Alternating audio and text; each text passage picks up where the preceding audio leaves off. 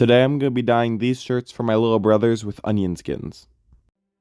We're going to start by peeling about 4 onions and placing it in a bowl. Make sure to get as much of the skins off for maximum color. Now that you've peeled your onions, you can save the edible part for later, and now we can move on to the next step. Take your onion skins and put them into a cheesecloth or some other mesh that won't ruin your dye. Then place it in a pot of water and let it simmer at about 130 degrees for 30 minutes. I forgot to bag it, but after noticing, I quickly fixed my mistake. While our onion tea is simmering, we're going to fill a bucket with cold water and soak the shirts to make sure we get all the air bubbles out. This part is essential because it helps the dye soak in nice and evenly instead of in blotches.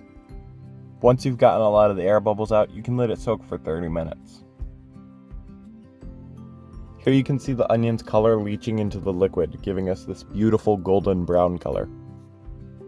Mordanting is a process you do before dyeing the fabric, but it isn't necessary for onions because they are already rich in tannins, and that helps bind the color.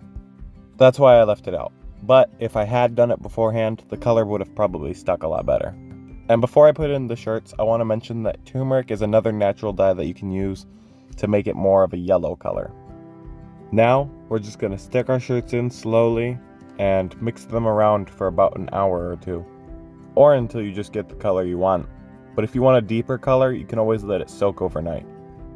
For me, I wanted a light orange, but I was a lot happier when it came out as a yellow banana color, and I stuck with that.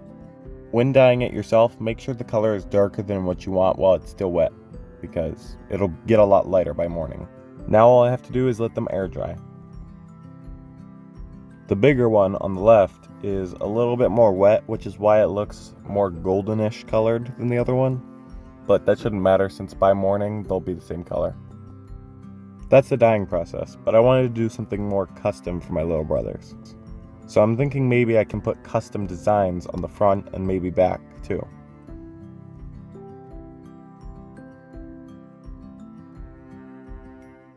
Now that it's the next day, you can really see how the colors have lightened up into that almost banana color, even though it looks a little bit pale on screen right now. So I went to Walmart and bought some fabric markers and got straight to work.